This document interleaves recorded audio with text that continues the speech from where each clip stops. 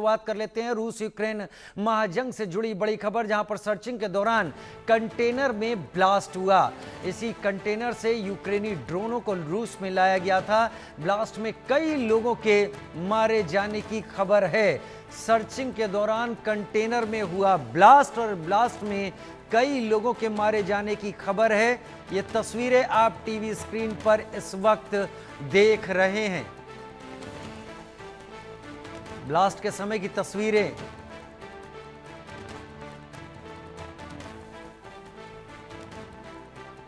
अजय जांड्याल मेरे साथ ज्यादा जानकारी के साथ इस वक्त जुड़ गए हैं। अजय, वाकई एक बड़ा हमला यूक्रेन ने रूस के काफी अंदर जाकर किया और खबरें भी यही थी कि कंटेनर के जरिए इन ड्रोन्स को अंदर ले जाया गया, उसके बाद इन ड्रोन्स का इस्तेमाल किया गया। लेकिन ऐसा लगता है कि जिन कंटेनर के जरिए ले जाया गया वो कंटेनर भी एक बॉम्ब ही थे। देखिए, मैं आपको बताऊं राजीव, दरअसल एक बड़ी लंबी प्लानिंग के साथ यूक्रेन ने इस हमले को अंजाम दिया है। लगभग 15 से 18 महीने का समय जो है यूक्रेन ने लिया, खासतौर पे अपनी उस एजेंसी को जो है जिसको टास्क दिया गया था कि उसने एक कंटेनर के जरिए इन ड्रोन्स को वहां तक पहुंचाना है और वहां पर हमले को अंजाम देना है। ये कंटेनर जो बताया जा रहा है, ये कंटेनर्स भी रूस के थे और वहीं पर एक जो कोई कंपनी थी उसके साथ जिनका वहां पे स्टॉक यार्ड था, उसके साथ टाइप करके उन कंटेनर्स को इस्तेमाल किया गया। ड्रोन जो हैं वो दरअसल ऑप्टिकल फाइबर जो से चलने वाले ड्रोन थे और उनको पहले पार्ट्स में जो है वो कंटेनर्स के जरिए उन एयर बेसिस के अलग अलग इलाके में ले जाया गया। पहले उस यार्ड में पहुंचाया गया, वहां पर इनको असेंबलिंग हुई। असेंबलिंग के बाद जो है अलग अलग एयर बेसिस के पास इन कंटेनर्स को पहुंचाया गया। 4 कंटेनर 4 एयर बेसिस के पास थे, जबकि अगला जो टारगेट, बाकी जो टारगेट थे उसके लिए अलग कंटेनर्स जो है रखे गए थे, जो बाद में जो है वो जिनमें धमाके हो गए और उनका इस्तेमाल नहीं हो पाया। मगर ये 4 जो कंटेनर थे जिनमें से ड्रोन लॉन्च किए गए, ये ऑटोमेटिकली लॉन्च किए गए और इन्होंने लगभग 41 के करीब जो एयरक्राफ्ट थे, फाइटर एयरक्राफ्ट, उनको जो है नुकसान पहुंचाया और उनको नष्ट कर दिया।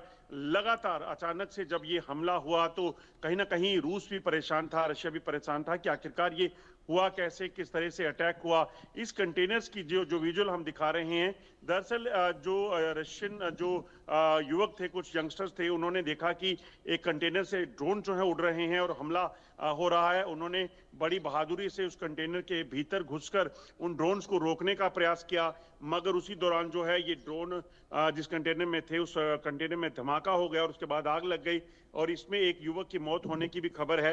मगर जो भी है, देशभक्ति कहीं ना कहीं एक बड़ा जज्बा जो है इनके भीतर था, तभी उन ड्रोन्स को रोकने का प्रयास किया, क्योंकि उन्होंने देखा कि हमारे देश पर हमला हो रहा है। तो यकीनन एक काबिल तारीफ उस वक्त का ये कदम कहा जा सकता है कि उन्होंने उस हमले को रोकने का, ड्रोन्स को रोकने का प्रयास किया। मगर जब तक ये रोक पाते तब तक शायद काफी देर हो चुकी थी और 41 फाइटर एयरक्राफ्ट जो है वो नष्ट हो चुके थे।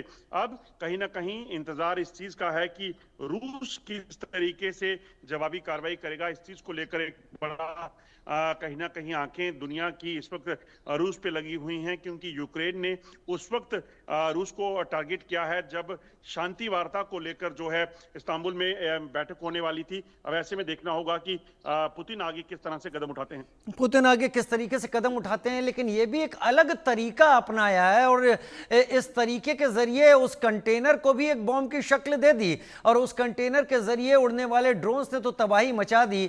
अभी तक इस बात की कोई जानकारी नहीं है अजय, क्या कि बाकी और कितने कंटेनर ऐसे रूस में और खुलेआम पड़े हुए हैं या भेजे गए यूक्रेन की तरफ से?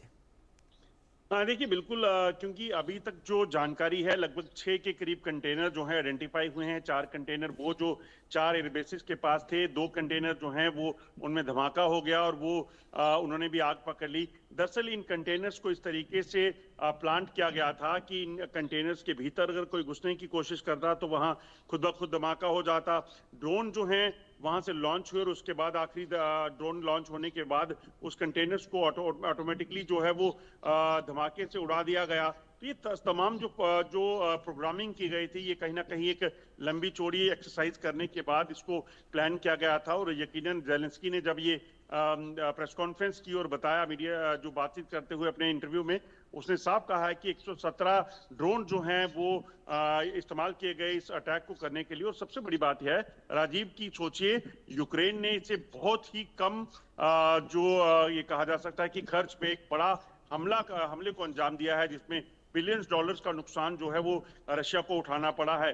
और ये ड्रोन जो इस्तेमाल किए गए हैं कि नॉर्मल ड्रोन जो है इनका इस्तेमाल करके ऑप्टिकल फाइबर से चलने वाले, क्योंकि उन्हें पता था कि अगर इन ड्रोन्स को जो ड्रोन नॉर्मल ड्रोन्स होते हैं जो बिना वायर के उड़ते हैं, वो जैमर्स की वजह से कहीं ना कहीं रडार में आएंगे और वो जैम हो जाएंगे, वो काम नहीं कर पाएंगे। तो इसलिए जो बताया जा रहा है कि ऑप्टिकल फाइबर युक्त ये ड्रोन थे, जिसकी मदद से वहां पर हमलों को अंजाम दिया गया। सभी ड्रोन्स को इस तरह से प्रोग्राम किया गया था कि इन्होंने उन फाइटर प्लेन्स के जो ऑयल टैंक्स थे उन पर जाकर हिट किया और उसके बाद धमाके के तुरंत बाद उन सभी फाइटर प्लेन्स में आग लग गई। और सबसे बड़ी बात यह है कि इस तरह से प्लान किया गया कि वहां पर इस पूरे कंटेनर्स को डिप्लॉय करने के बाद जो यूक्रेनियन एजेंसीज के लोग वहां पहुंचे थे वो वापस यूक्रेन भी पहुंचे।